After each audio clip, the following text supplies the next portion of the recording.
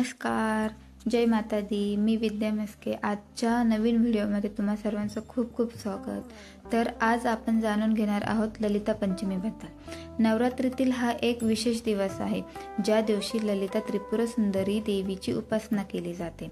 या दिवशी श्रद्धेने केलेले उपाय मुलं, स्त्रिया आणि संपूर्ण कुटुंबासाठी अत्यंत मंगलकारी मानले जातात.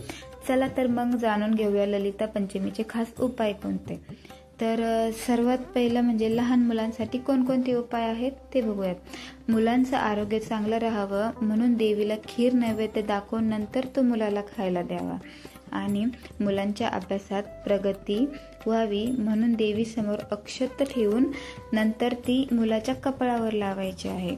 आणि तिसरं म्हणजे मुलांच्या दीर्घायुष्यासाठी पालकांनी ओम ललिताय नमः, ओम ललिताय नमः हा मंत्र मुलाच्या नावाने 11 वेळेस जपायचा आहे. ओम ललिताय नमः. आणि मुलांची वाईट नजरेपासून सुरक्षा करण्यासाठी मुलाच्या हाताला लाल रंगाचा दोरा बांधायचा आहे.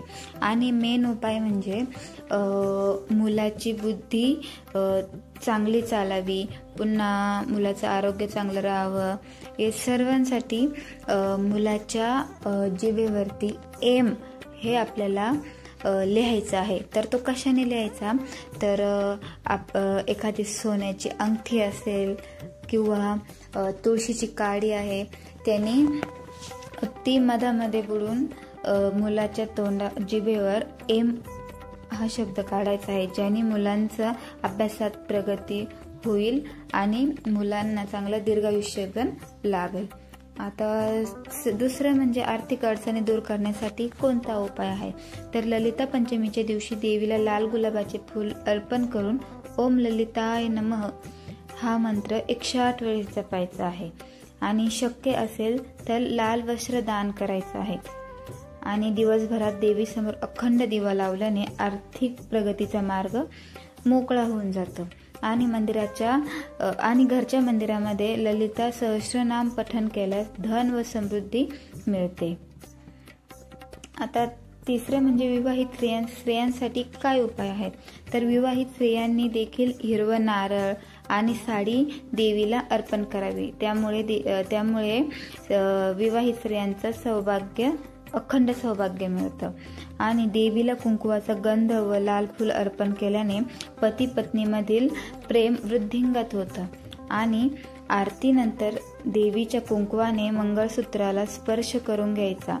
देवीच्या कुंकवाने आपलं जे मंगळसूत्र आहे ना, त्याला स्पर्श करून घ्यायचा. त्यामुळे वैवाहिक जीवनात आनंद राहतो.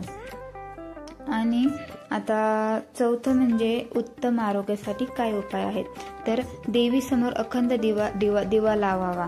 त्यामुळे घरात सकारात्मक ऊर्जा निर्माण होते. आणि देवीला फळांचा नैवेद्य अर्पण करून कुटुंबासह खावा. त्यामुळे शरीर निरोगी राहतं. आणि आरोग्यासाठी ललिता त्रिपुर सुंदरी स्तोत्र किंवा ललिता सहस्रनाम स्तोत्र वाचायचं आहे. आणि लास्ट म्हणजे घरातील एकता टिकून राहण्यासाठी काय उपाय आहे. तर घरात शांती राहावी, एकता राहावी म्हणून देवीला साखर पुरीचा नैवेद्य दाखवून संपूर्ण कुटुंबाने एकत्र खायचं आहे. त्याने घरातील एकता टिकून राहते. आणि देवीसमोर लाल पिवळ्या फुलांचा हार अर्पण करायचा आहे. त्यामुळे घरातील ताण तणाव असतील तर ते दूर होऊन जातील. आणि संध्याकाळी सर्वांनी मिळून देवीची आरती करायची आहे. तर ललिता पंचमी ही केवळ पूजा नसून जीवनातील सर्व अडचणी दूर करणारा एक सुंदर उत्सव आहे. मुलांचं आरोग्य, आर्थिक स्थिती, वैवाहिक सुख, उत्तम आरोग्य आणि घरातील एकता हे सगळं मिळवण्यासाठी या दिवशी श्रद्धेने उपाय करायचे आहे. जर तुम्हाला ही माहिती आवडली असेल तर व्हिडिओला लाईक करा, शेअर करा आणि सबस्क्राईब करायला विसरू